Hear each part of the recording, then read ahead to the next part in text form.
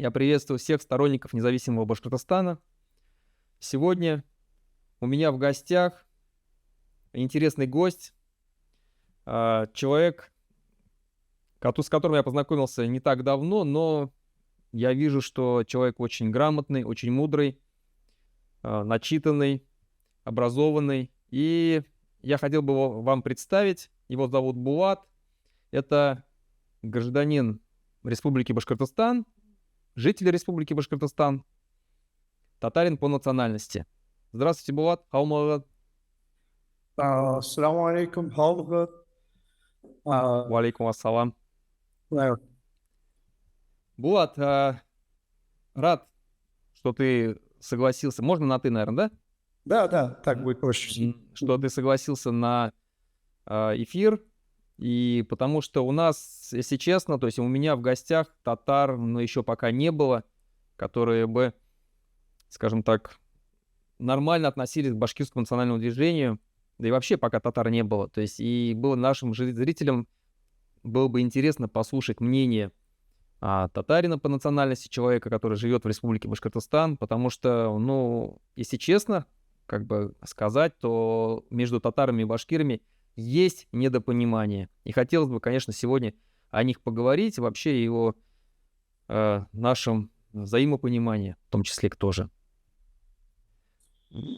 Да, спасибо за предоставленную возможность высказаться. Я, вкратце попытаюсь сказать о себе. К сожалению, подробно сказать не могу, потому что если я буду открыто, как говорится, представлюсь, то это может послужить проблемой для моих близких. Пример Руслана всем известен, когда абсолютно безвинного человека, его брата, посадили только за то, что он является братом. Никаких других причин для этого не было. Близких у меня достаточно много в Российской Федерации. Сейчас я вынужден уехать из моей любимой республики, вообще из наших любимых республик. Живу в Турецкой Республике, это я могу не скрывать. Вот. Значит, почему, собственно говоря, да, я хотел бы сказать следующее. Я вообще татарский националист, мусульманин, татарский националист. И я являюсь сторонником независимого, суверенного Башкортостана именно как татарский националист. Не как лицо, которое там сменил свою идентичность, да? Не как лицо со смешанной идентичностью. Я уроженец Казани. При всем моем желании, в моем шаджире, к сожалению, нету башкирских корней. Есть мещанская составляющая, там, но отец из казанских татар, из Казани, сердце, что называется, Татарстана. Вот так сложилось, что в нашем шаджире, к сожалению, нет башкирских родственников. Не было, сейчас уже появились. Вот, я женат на уроженке Башкортостана. Моя поддержка Республики Башкортостан как независимого суверенного государства, она исходит именно с позиции рационального татарского националиста. Вот расскажи, пожалуйста, вот об этом.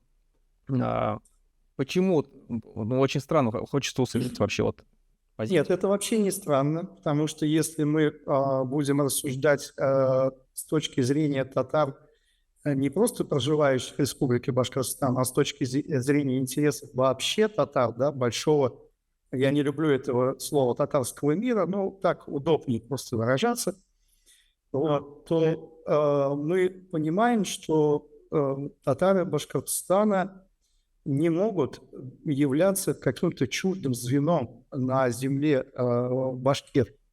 Это земля башкир. То есть тот, кто более или менее изучал историю, тот, кто пытался хотя бы вглубь войти вот этих взаимоотношений, тот, кто ездил по деревням, в том числе и в северо-запад Башкортостана, севера Башкортостана, вообще по Башкортостану, он понимает, что татарское население в своей основе это все-таки пришлое население. Там, да, были разные этапы. Были, например, этапы, когда после взятия Казанского ханства была определенная волна, но она влилась в часть башкирского народа. Она не отделилась, тогда была неотделима, она стала частью башкирского народа. Потом следующие волны были связаны с колонизацией, и, к сожалению, тут уже история не имеет такого наклонения. Насильственная христианизация, наверное, да? Да, насильственная христианизация, видите, она какой носила характер? Выселяйтесь отсюда, если не хотите быть крещенными, идите на пустые земли. Что значит пустые земли? Пустые земли с точки зрения кого? С точки зрения колонизаторов. Идите и завоевывайте, идите, занимайте эти земли. Есть в истории, достаточно посмотреть летописные списки о том, как, например, вот моя любимая история, в кавычках любимая история, в Стерлибашском районе.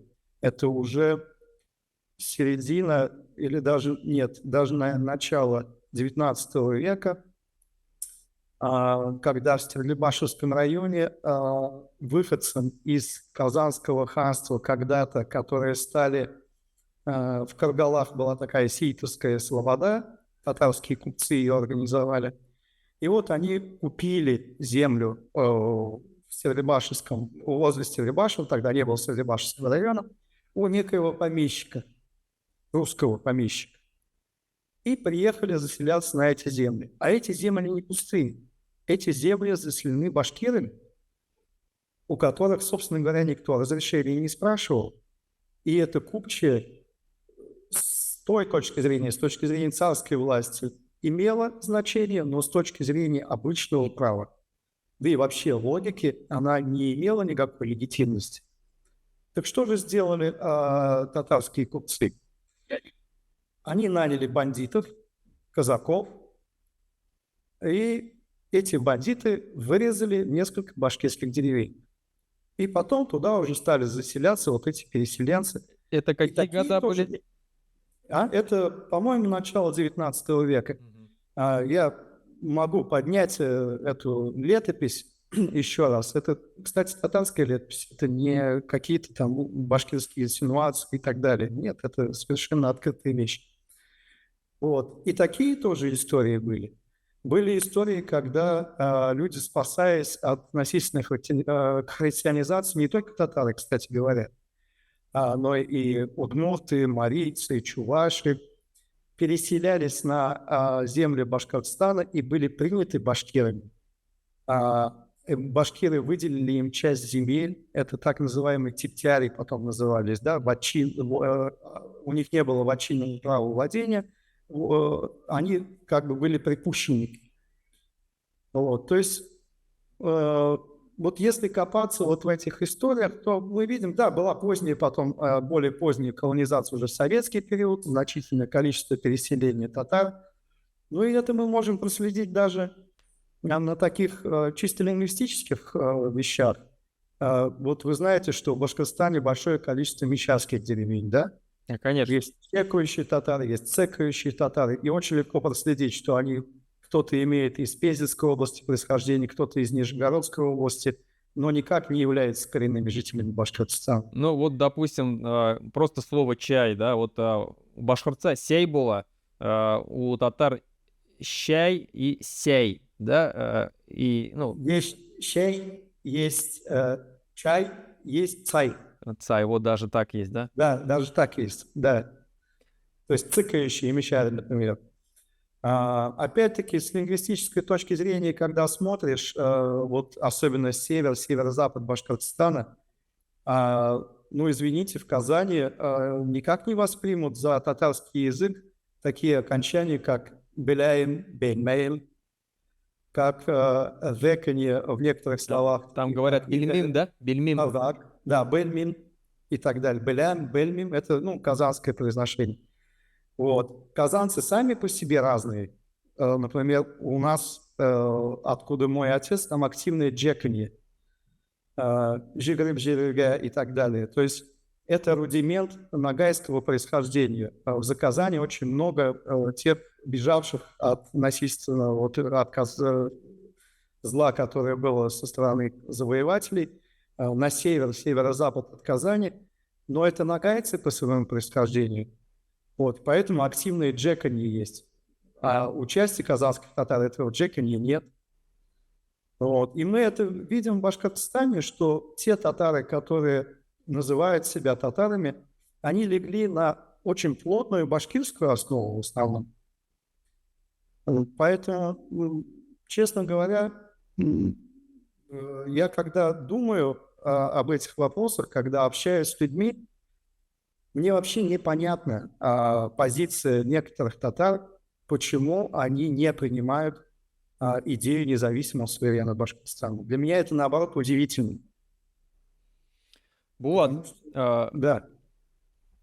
вот, наверное, есть такие, ну, представители татарской научной интеллигенции, элиты, общественников, которые, наверное, не поверят, что ты татарин, что, скорее всего, как они очень часто бывает, говорят, что я там привожу каких-то людей, которые там на самом деле, мына хин татарса сөйлешемін юк му? Әлбәттә, мин татарча сөйләшәм. Без өйдә дә татарча сөйләшәбез. Өйдәме? Өйдә, хатын белән, балалар белән, әни белән, әти белән, кайнана белән. Балалар һөйләшәләрме? Балалар, татарча сөйләшә. Сап. Һездә ши әйтәләр бит. Минем әз генә мишәлчәдә бар, әнием мишәл булганга күрә, әз генә мишәлчәдә җибәрәм. Шулай карышык әйтәбез без инде. Ну, яра, аңлашылды. Мына күренә инде татар тип монда утыра, татар кеше. Тогда вот как татарин, как человек, как ты говоришь, татарский националист, ты должен понимать и знать, какие проблемы у татар сегодня есть в Башкортостане. Нас очень часто упрекают в том, что мы не видим проблем татар Башкортостана, мы игнорируем их. И вот ты можешь обрисовать, какие сегодня проблемы у татар Башкортостана? Я вижу проблемы татар Башкортостана, точнее, не отделяю проблемы татар Башкортостана от проблемы татар вообще. Да, вот. И главная проблема татарского народа – это стремительное обрусение. Это самая большая проблема. То есть вот эти претензии на государственный татарский язык Республики Башкортостан, они связаны главным образом с тем, что люди не знают татарского языка, потому что люди, знающие татарский язык, для них башкирский язык не может быть чужим, не может быть чуждым. Если люди хотя бы немного посвященные в язык, говорящие на нем, мы можем легко убедиться в этом вот на примере артистов. Артисты, которые выходцы из Башкортостана, легко переходят на башкирский и татарский язык. Есть артисты, которые не выходцы из Башкортостана. Ну вот недавно смотрел клип Гузель Уразовой, которая замечательно спела песню «Эфаю Калярет» на чистейшем башкирском языке. То есть для татароязычных татар проблемы в государственном башкирском языке нет и быть не может. Вся проблема именно в стремительном обрусении. И на самом деле те, кто выступают за второй татарский государственный язык, они подспудно говорят о том, что государственным языком должен быть и русский. Они просто не хотят ничего менять. Они хотят оставаться в русском мире.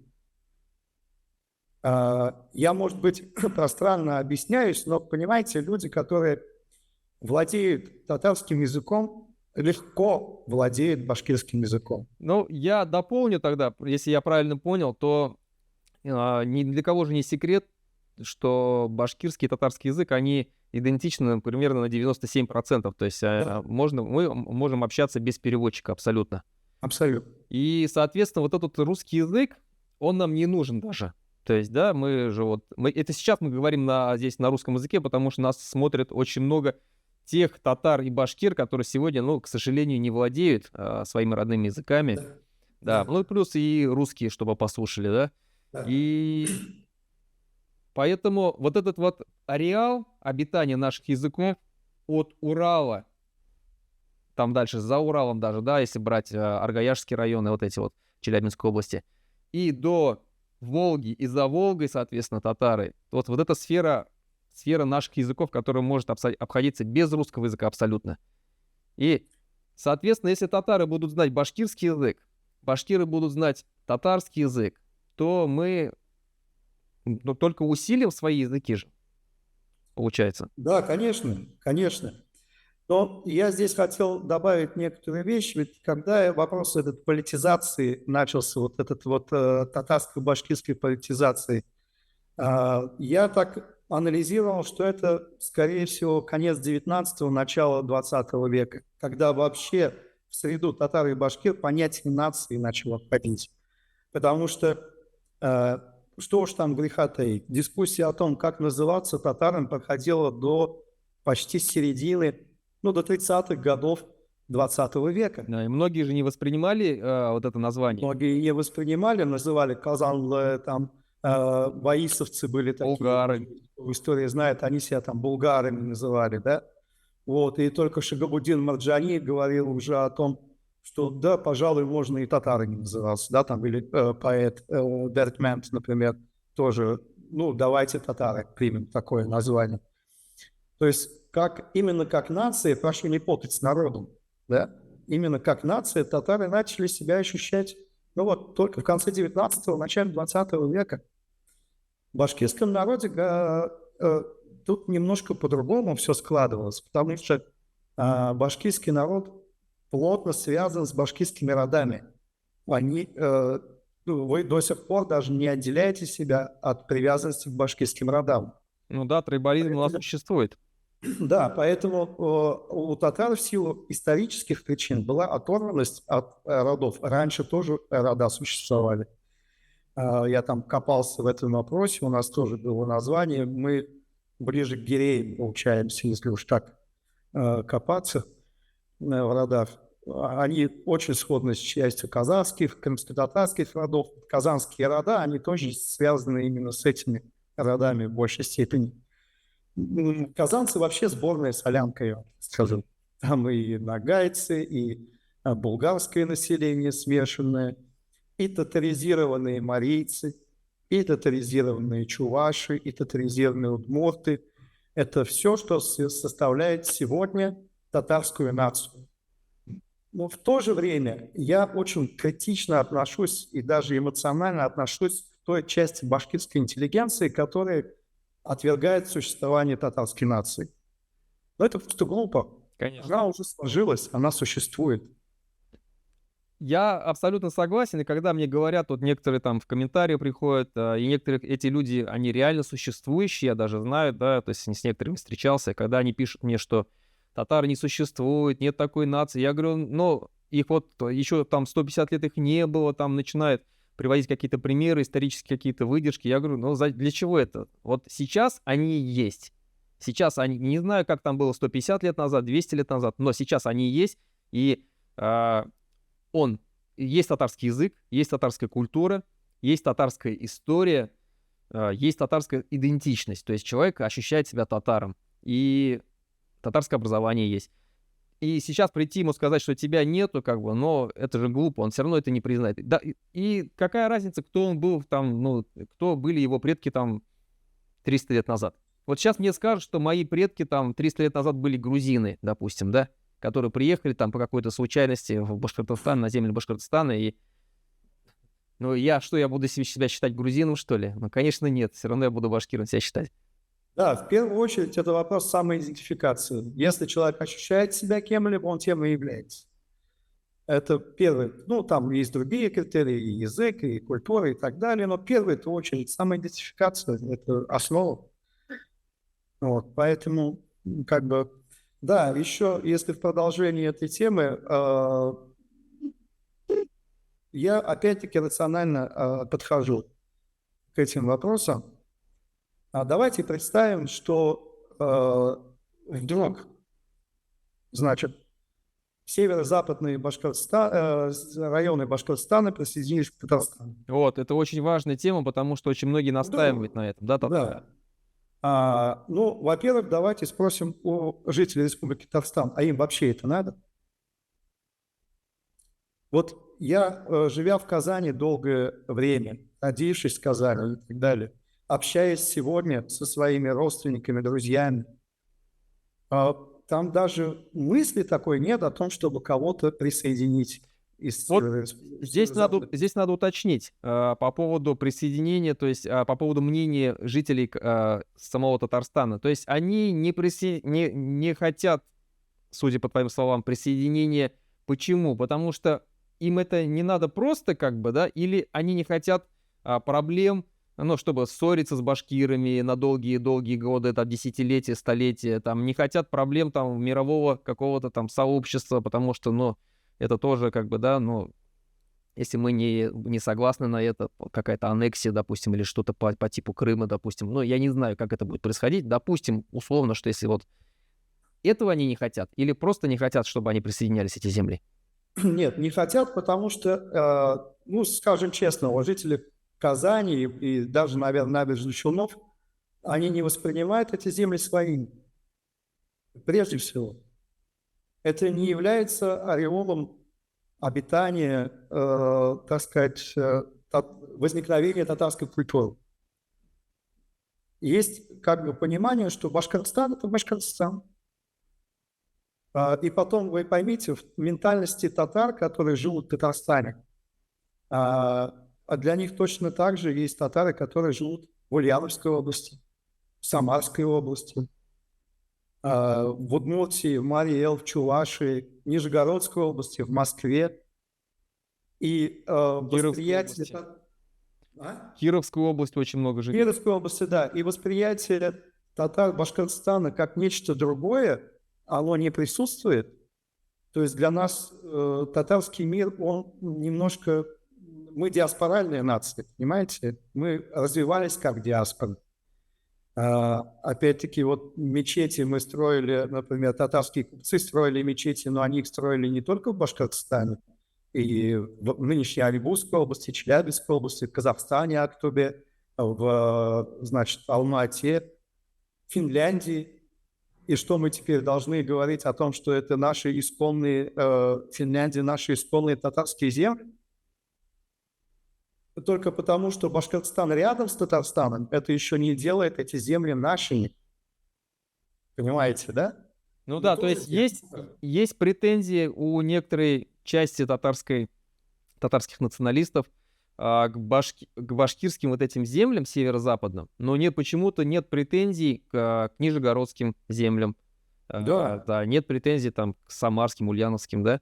землям. Хотя это исконные земли Булгарского вилаята и Казанского ханства. Ульяновская область и Самарская область, например. Да, ну откуда вот эти ноги растут, я тоже думал. Я общался, ну, во-первых, я очень плотно связан с религиозной средой, и в религиозной среде татар антибашкирских настроений нет. Можно сказать, совсем. Я такое чаще встречал среди людей с комсомольским и коммунистическим прошлым. Вот татары с этим прошлым, они чаще всего говорят о том, что мы не башкорты, мы не башкиры, мы татары, нам ближе Казань и так далее. Это первый момент. Второй момент. В 90-е годы была определенная вина башкирских элит, которые не уделяли должное внимание, экономическое внимание прежде всего этим районам. Попросту запустили их. В плане дорожного строительства, развития сельского хозяйства, промышленного производства и так далее. Еще одна причина была, но я-то понимаю, что эта причина клановая, а не национальная. Это была обида о том, что выходцы из так называемых татарских регионов имели меньшие социальные лифты. Но я, общаясь с башкирами, понял, что социальные лифты отсутствовали и у башкир, которые не были частью клана. Да, абсолютно верно, согласен. Вот, поэтому здесь путаница произошла. И есть еще одна, пусть люди не подумают, что это теория заговора, но Татнефть и Татарстан в свое время предлагал Муртазе Рахимову, Шаймиев Рахимову соединить нефтехимический комплекс. У Татарстана не было нефтеперерабатывающего предприятия своего. И когда был отказ, по разным причинам, сейчас не будем вдаваться в подробности, была некая такая вот направленность со стороны определенных институтов, тоже сейчас называть не хочу, которые начали проповедовать идею, что северо-западные, а это, напомню, самые нефтеносные, да, районы Башкортостана, это так называемая Бугульмийская, Белебеевская возвышенность, где находятся основные нефтеносные пласты. И вот как раз в 90-е годы начали эмиссары проповедовать идею о том, что это на самом деле вот татарские районы и так далее. Это, я так думаю, был элемент шантажа для того, чтобы соединить нефтехимический комплекс Татарстана и Башкортостана. Но согласись, что шантаж подействовал больше, наверное, даже не на башкир, а на Москву. И Москва это взяла как во всеоружие. И вот, ну, это лично мое мнение, что сегодняшнее продолжение вот этих татаро-башкирских дрязг, которые идут и там выгоняют артистов, там друг у друга, да, не дают концерты проводить, и еще какие-то там моменты. Это все, ну, это лично мое мнение, что исходит с подачи с Москвы. То есть они оттуда, скорее всего, подуживают, там, подначивают вот этих вот интеллигенцию башкирскую, тех Юсуповых всяких, да, то есть вот таких вот представителей Асылгужиных, и также и татарских, Исхаковых, Гарифуллиных и так далее. Эти уши растут оттуда, это совершенно точно. Потому что еще Дугин, да, писал в своей вот этой вот книге по геополитике, да, где писал, что ни в коем случае нельзя допускать сближение татар-башкир. Он не просто писал, он действовал. И действует. У него в его движении есть представители и... Башкир, да? Башкир, да, евразийство вот это вот. Да, ну сейчас у него уже евразийство в откровенное имперство переросло. Вот, без всяких евразийств. Вот. Но он действует, он не просто как бы говорит об этом. И не только он действует. Есть очень много институтов, которые работают в этом направлении. Они все связаны со спецслужбами, абсолютно все. Но мы-то понимаем, да, что вот без единения, вообще вот без независимости Башкортостана, если уже говорить, да, о независимости, без независимости Башкортостана не будет независимости Татарстана. Точно так же, как и независимость Башкортостана не будет без поддержки татар. То есть... Да, я абсолютно соглашусь. Все взаимосвязано здесь. Да, но дело в том, что очень многие апеллируют к тому, что нужно создавать единое государство, Идель-Урал и так далее. Вот. Опять-таки, окунаясь в историю, такие попытки уже были там со стороны Садри Максуди, провалившиеся попытки. И они провалились именно потому, что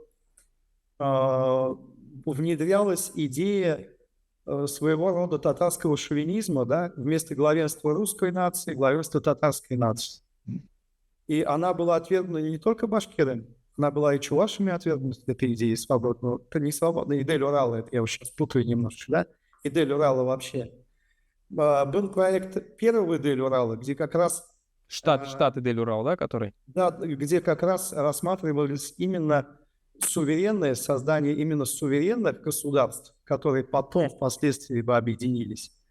Но сильное влияние татарских националистов, может по глупости, может провокаторов, я сейчас не берусь судить.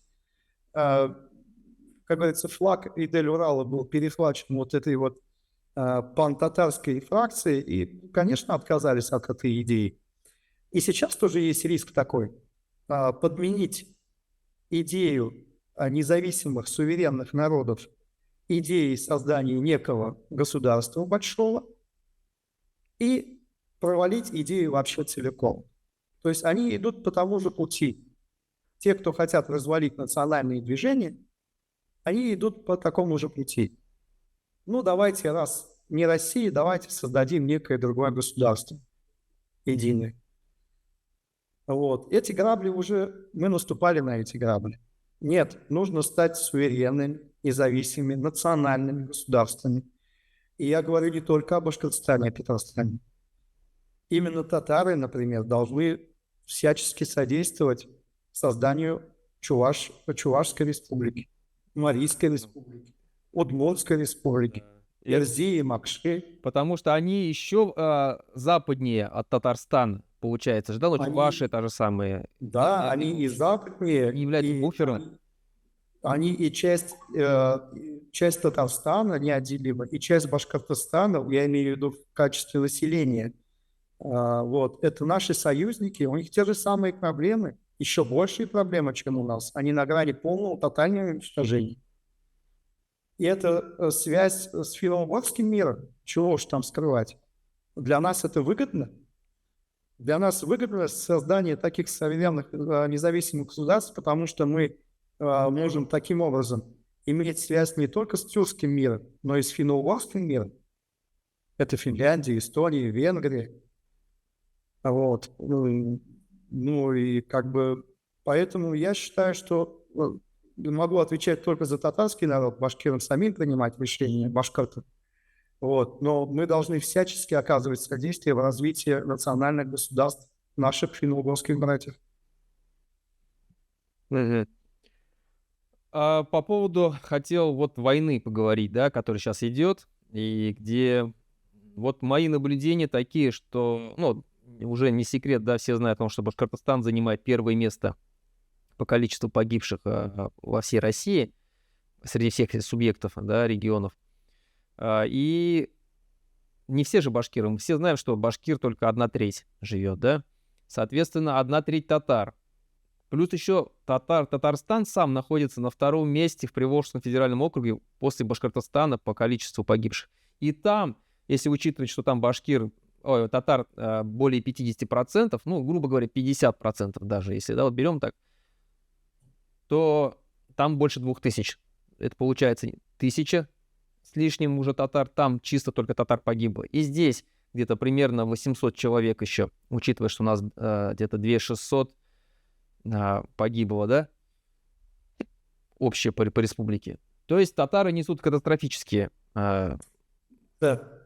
жертвы в этой войне. И все равно идут. Идут, и есть поддержка со стороны того же самого Минниханова. Что вообще это может вылиться для татар? Для татар, да вообще для всех народов, это война, с одной стороны, катастрофа, с другой стороны, уже других прямых указаний на то, что нам нужно уходить от этой империи, быть, наверное, не может. То есть открытое пренебрежение нашими народами. Да, и, кстати, вот эта так называемая поддержка татар, ну, помимо того, что она имеет и чисто материальную основу, не будем скрывать, люди идут за деньгами. Ну да. Если взять демографический срез, то идут советские люди, советские по воспитанию. Для кого-то разрушение Советского Союза была геополитической катастрофой, а для татарского и башкирского, наверное, народов это было геополитическим шансом на спасение. Которым мы не воспользовались. Которым мы плохо воспользовались. Ну, насколько смогли, наверное, воспользовались. И вот это ужасное советское поколение рабов, оно сейчас и несет основное бремя войны. А татары в силу своей, ну, конформисты, что уж там говорить, мы такой народ, да, мы очень любим присмыкаться перед властью. Иногда не искренне, чаще всего не искренне. Ну, тут, Но тем наверное, не менее. назвать присмыкаться, наверное, неправильно. Приспосабливаться, может быть. Приспосабливаться, да, наверное, да, не присмыкаться, приспосабливаться. Вот. Но это такая арабская психология. 450 лет рабства, они никуда не деваются. К сожалению, это так. Я надеюсь на молодежь, потому что молодежь так не думает. Молодежь очень хорошая, думающая. Другая беда, что молодежь, во-первых, не плохо знает татарский язык, татарскую культуру. И вторая, наиболее умная часть молодежи уезжает. Уезжает в Европу, в США. Всё. Мгм. Вот я в своей книге Кукбуры, «Записки башкирского националиста» Кукбуры, я писал о том, что когда в 92 году, да, вообще в 94 году, точнее, да, когда началась война против Ичкерии, и когда она объявила о своей независимости, если бы тогда татары, Татарстан и Башкортостан, Шаймиев и Рахимов поддержали бы Ичкерию, объявили бы также о независимости, возможно, что мы бы сейчас жили бы в другом государстве. Как минимум, это была бы конфедерация, как максимум, может быть, это были бы уже независимые государства. Потому что я думаю, что сил тогда у Москвы не хватило бы воевать против... Если бы мы уперлись бы до конца, имею в виду, да? Пошли до конца. Руслан, я немножко постарше тебя. Я воочию видел, что происходило тогда. И был молодым человеком, но тем не менее в какой-то степени и участвовал, видел эти демонстрации в Казани, движения. С одной стороны, вроде бы да, и Шаймиев, кстати говоря, пытался помочь Ичкерии. Посылали КАМАЗы, там и национальные движения. Но Шаймиев, он тоже, во-первых, советский человек. Во-вторых, я совершенно точно знаю, что войска были готовы к вводу в Татарстан. Все тюрьмы соседней Чувашской республики и соседних областях были зачищены, были подготовлены для приема войск. И Шаймиев об этом знал. Ну да, он даже видео есть, где он говорит, что знал об этом. Да, он об этом знал. Военных частей, которые можно было взять, оружие стрелкового, да и тем более тяжелого вооружения на территории Татарстана недостаточно, иногда просто нет. То есть русские всегда, я откровенно говорю, именно русские готовы потопить в крови любое восстание. Любое. Я не могу осуждать Шаймиева за тот период времени. Он, с одной стороны, испугался этого, с другой стороны, он испугался опереться на народ. Он увидел в народе реальную силу. Эти демонстрации при должной поддержке национальных движений могли перерасти в гораздо большее национальное движение. И тогда бы эти демонстрации смели бы и Шаймиева тоже. Я думаю, и у Рахимова точно такое же было мышление. Так вот, даже если не доводили... Ну, представим, что вошли бы войска, там погибло бы несколько человек, там десятков, сотен. Но в любом случае им бы пришлось договариваться с нами. Да, конечно. Ну, То есть это как минимум мы бы уже, ну, возможно, были бы в конфедеративном каком-то там, да, государстве уже тогда. Возможно, сейчас, к сожалению, сослагательное наклонение, это просто для нас урок, что Да. нельзя отступать назад. Да, и это вот я просто к чему хочу продолжить, то, что сейчас, когда идет вот эта война с Украиной, и часть татарского национального движения, часть башкирского национального движения выступили против этой войны, выступили за независимость своих национальных республик. И мы должны понимать, что, вот, ну, лично это мое мнение, что у нас должны формироваться свои какие-то, ну, наверное, структуры, которые бы в будущем могли бы защитить наши национальные республики. Абсолютно согласен. Я не знаю, как это физически сделать, если честно. Потому что, ну, настолько глубоко сеть стукачества развита, и я бы мог сказать, на базе религиозных организаций нет, нельзя. Все религиозные организации подконтрольны ФСБ. Как формировать ячейки, я пока не знаю, если Ну, честно. я не про это, конечно. Я просто к тому, что все равно дело обретения независимости все равно будет ложиться на самую пассионарную часть населения, конечно же. Да, это так, но здесь важно, мне кажется, я извиняюсь, может быть, перебил, важна именно, во-первых, победа Украины. И для нас желательно, чтобы это была победа тотальная, которая бы привела к полному коллапсу Российской так называемой Федерации, полному коллапсу власти. Мгм. То есть, если на месте нынешней власти возникнет так называемые хорошие русские, это для нас будет просто очередным этапом нашего уничтожения. Среди наших народов тут же уже есть конформисты, которые поддержат идею хорошей России и идею Побегут независимости. подписывать очередной договор. Абсолютно точно. Вот для нас даже самый большой риск – это именно преобразование нынешнего режима в режим хороших русских. Вот здесь я бы хотел бы немножко развернуть тогда мысль. Получается, чем отличается очень часто вот многие аналитики национальных, татарских, башкирских, говорили о том, что чем отличается башкирское национальное движение от татарского сегодня, внутри республик, да, допустим. Тем, что, допустим, татарское национальное движение, оно встроено в элиту, во власть. Она очень консолидирована с властью, с татарстанской властью, что вот те национальные деятели, которые в 90-х годах там завоевывали суверенитет для Татарстана, они все встроились, скажем так, во власть. Многие получили хорошие места. ам, И в дальнейшем все вот эти вот национальные какие-то организации, такие как там Азатвык, допустим, да, там или ТОЦ, они все равно так или иначе были.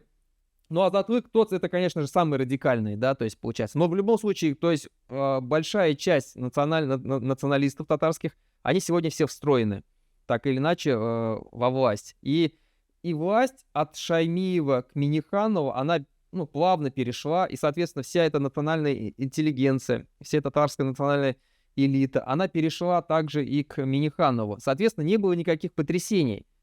В Башкортостане произошло немножко по-другому. Там снесли Рахимова, поставили Хамитова, который начал зачищать рахимовское наследие, избавляться от рахимовских кадров. Правив там 8 лет, пришел Хабиров, то есть, точнее, снесли Хамитова, пришел Хабиров и опять начал зачищать хамитовских. То есть и национальное движение, если оно, скажем так, какое-то первое время там было коллаборационировал с Рахимовским, да, с Рахимовской властью, то после того, как Рахимова снесли, они остались сами по себе, их как бы никто не поддерживал, начались, скажем так, ну, то есть организации начали жить сами своей жизнью, сами развиваться. И когда есть независимость у национальных организаций, соответственно, у них руки развязаны. Они могут говорить что угодно, они могут делать что угодно, да, то есть не оглядываясь на власть и так далее. И вот в этом, наверное, заключается различие, что почему башкирское национальное движение, оно более такое, ну, наверное, сильнее, что ли. В случае, и тут тоже сила такая в разном понятии. Сильнее ли она татарского национального движения? Если взять его объединение татарского национального движения с властью, то оно, возможно, сильнее в какой-то там сфере, там, материальных каких-то там возможностей, там, административных каких-то возможностей. Если брать как пассионарное, как движение, которое там может выйти на несанкционированный митинг, выйти против ОМОНа, там, защитить какую-то гору, там, не послушав власти и послав ее там подальше далеко, то тут сила уже у башкирского национального движения. Вот как ты считаешь, так это или нет? Да, это так. Я это связываю с тем, что с национальным характером, потому что татары, опять-таки, в силу исторических реалий, всегда доверяли своим, ну, как правильно назвать, азалам, да, как бы, своим главным, своим старшим. У нас очень сильны связи общинные, мусульманские общины, имеется в виду. Мы достаточно структурированы внутри себя. Башкиры не такие, башкиры вольные, башкиры в каком-то смысле усал, да, усал, как это правильно, и упрямый, Да, да, иногда по-злому упрямство есть такое, да, да. вот, здоровое упрямство, что называется. Татары нет, татары по характеру другие. Мы привыкли больше покупать что-либо, нежели бороться за что-либо. Но если брать 90-е годы, то татарское национальное движение было очень сильное, сильнее башкирского, наверное. Если внимательно посмотреть, это татарское национальное движение в основном было из набережных Челнов и Нижнекамска. И оно было связано с тем, что достаточно поздно они начали русифицироваться. Потому что они начали русифицироваться только с возникновением заводов КАМАЗа, Нижнекамского Нефтехима и так далее, татарское население, которое было там. Произошел большой наплыв русскоязычного населения, которое начало, естественно, шовинистические настроения, ущемлять татарское население. Вот, и это ответную реакцию. Казахские национальные движения никогда сильны не были. Татарские национальные движения, в то же время казахский национализм, он достаточно глубокий. Я, например, с достаточно раннего возраста начал ходить в мечеть. Единственная мечеть была в Шагабурдино-Мурджани, в центре Казани. Там запрещался русский язык. Вообще. Не говорите на языков кафиров. Кафир тулиндас ляшмагис. Это в советское время, напоминаю. То есть казанский, татарский национализм был хуже проявлен, но он был глубже и сильнее. Он сейчас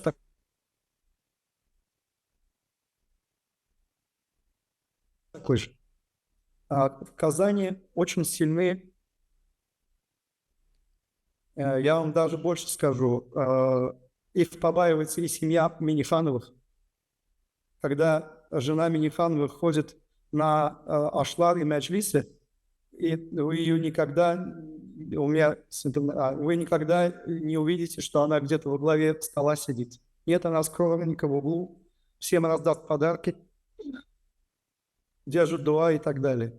Ну, это может быть скромность просто. Это не просто скромность, там по-другому и нельзя. Это такая среда своеобразная, казанская среда. Для того, чтобы ее понять, нужно пожить в Казани немножко внутри, я имею в виду, внутри татарской слободы и всего, что связано с казанскими татарами. Там у нас менталитет немножко другой. Ну да, менталитеты, конечно, разные. Ну и вообще культура же, как бы, она хоть и кажется, что общей, но у нас же мы больше на кочевнической культуре, как полукочевническая вот эта культура, институт родовых племен.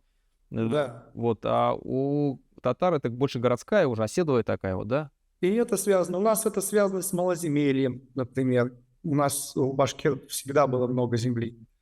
Это вот откуда моя деревня, деревня моего отца, они, например, по-моему, четверть всего кумача производили в Российской империи. Это маленькая деревня, небольшая. То есть вынуждены были развивать промышленное производство, Да. отхожие промыслы. Поэтому хорошие бизнесмены. Да, это вынуждены были заниматься бизнесом, деваться было некуда. И, кстати говоря, это может быть как шутка покажется, да? Казанский чак-чак, он очень мелкий. Башкирский баурсак большой. Да. Татарские пельмени очень маленькие, казанские. В Башкортостане пельмени огромные, большие. У нас все вот так. Мы все мельчим, все дробим. Вот. У башкир более широкая душа, они более добрые, открытые люди, чем мы. Булат, тогда вот заканчивая, хотел бы такую последнюю тему поднять. Будущее татарского народа, ну и, наверное, башкирского народа неотрывно связано, и других народов. Вот представим, что эта система сохранилась. Путин умер убрали его, оставил преемника, но режим сохранился. Еще, допустим, на 50, на 70 лет. Что ждет вообще наши народы в этом случае? Сможем ли мы вот сохраниться? Ассимиляция. Но смогли же в Советском Союзе как-то выжить? Ну, я бы не сравнивал. Там все-таки сильное было еще наследие. Меня воспитывали во многом мои бабушки, которые были, во-первых, татароязычные, во-вторых, очень стойких взглядов, исламских взглядов. Мы воспитывались людьми, которые воспитывались до революции. А вот наши дети уже людьми, которые воспитаны в советское время. Самый большой удар по национальному самосознанию пришелся именно на советский период. Если продолжится 50-100 лет, большая масса ассимилируется. Ни о каком суверенитете независимых государствах мы говорить уже вряд ли сможем. Некому будет поднимать эту тему? Да. Сейчас уже как бы с этим есть проблемы. За татар могу сказать, мы превратимся в то же самое, что сейчас представляет из себя литовские татары. В Литве же находишься. Да. Я встречался, был на Сабантуе. Самосознание очень высокое, но при этом утеря языка полный и так далее. Вот, там либо польские татары. Ну вот татары в таком виде сохранятся, да. Как, наверное, может быть.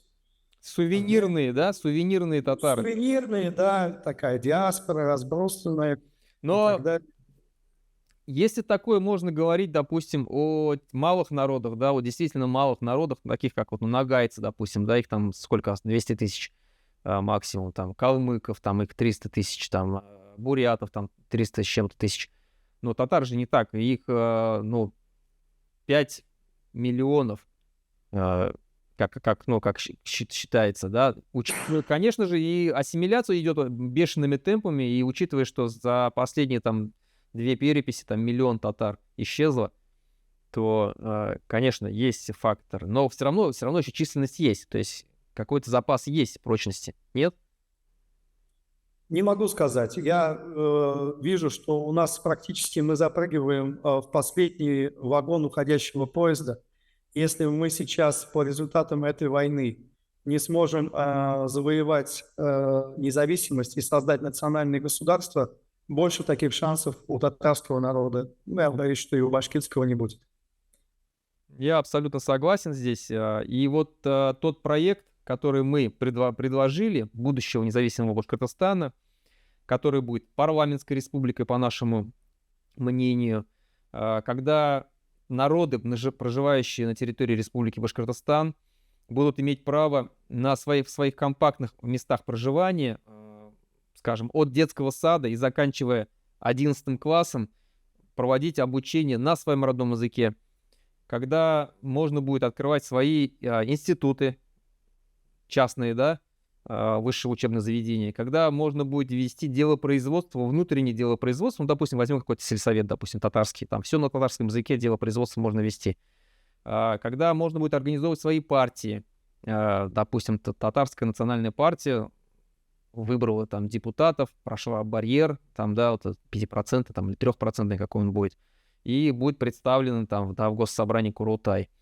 То есть вот такую мы систему рассматриваем. И в этой системе, я думаю, что всем место, наверное, найдется. Ну, я могу сказать, что вы в своем проекте даже еще более толерантны, чем я более радикален. И почему я более радикален, я объясню. Есть такая хорошая картинка, которая символизирует равноправие и справедливость. Да? Когда 3 человека наблюдают за стадионом, когда равноправие, но они разного роста при этом. Тот, кто высокий, видит, тот, кто средний, он на цыпочках, а тот, кто маленький, он не может видеть, что происходит за забором. А справедливость – это когда у маленького есть подставка большая, у среднего возраста подставка поменьше, у того, кто высокий, нет никакой подставки. Вот это справедливость. Вот я считаю, что на первом этапе нужно сначала установить справедливость, а именно довести башкирский язык до того уровня, когда он будет даже, можно сказать, выше по значимости, чем русский и остальные языки. Вот сначала нужно довести до этого уровня, а потом уже принимать меры к выравниванию языковой политики и так далее. Я вот даже более радикален, чем вы в своем видении. И так по всем республикам, и не только по Башкортостану. И в Марий-Эл, и в Чувашской республике, и в Удмуртской республике.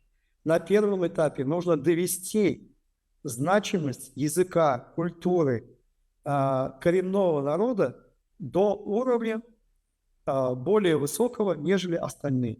А потом уже говорить о справедливости. Ну, тогда в Татарстане, получается, в независимом Татарстане, сколько должно быть национальных государственных языков, учитывая, что только один? Татарский государственный. То есть русский не должен быть? Нет. Ну, мы точно так же считаем, что... Но мы считаем, что русский язык, ему нужно дать статус межнационального общения только потому, и то только на маленький период, примерно в 30 лет. И то меня многие критикуют, что это очень много. Чтобы за 30 лет мы вырастили несколько поколений, выпустили со школы, где будут обучаться полностью на башкирском языке, где будут преподаваться в университетах предметы все на башкирском языке, и выпустим интеллигенцию, там, инженеров, медиков, юристов, экономистов и так далее, то есть, которые займут нишу сегодняшнего русского языка. Вот только так. Да, я согласен, но я считаю, что нам потребуется помощь, своими силами мы не справимся, ни татары, ни башкиры, ни татары в Татарстане, ни башкиры в Башкортостане. Нужно активно внедрять уже показавший свой положительный опыт татарско-башкирский, турецко-башкирский, турецко-татарский лицей. В Турции, например, 1 миллион сейчас есть преподавателей, которые не могут найти работу. Замечательная база, которые могли бы помочь нам в становлении национальных государств. Я для примера сказал. Можно взаимодействовать с Казахстаном, с Узбекистаном. У нас ужасная демографическая ситуация. И если миграция будет направлена на наши республики, это благотворно повлияет на дерусификацию, прежде всего. То есть у меня гораздо более, например, радикальные взгляды, чем у вас, гораздо более толерантны к этому всему. Ну, мы тоже открыты к организации тюркских государств. Мы считаем, что мы обязательно должны туда войти, и доступ вот жителей Центральной Азии сегодняшней должен быть в нашей республике как бы, открытый. Это действительно скажется на дерусификации. Ну, я вижу, что мы проговорили уже больше часа, и хочу, наверное, на этом закончить. Спасибо. Я думаю, что мы еще, наверное, встретимся, поговорим, потому что мнение татарина, который человек... Как правильно вообще, татарина или татара говорить? Вы татарский татар. Мнение... По-русски татарин. Да, тогда мнение татара, конечно же, очень важно, тем более, который разделяет наши взгляды. Я думаю, что многим будет интересно посмотреть эту передачу нашу. Рахмет, Булат. O'zingizga rahmat. Sog' bo'lib. Исән сау булыгыз. Рахмет.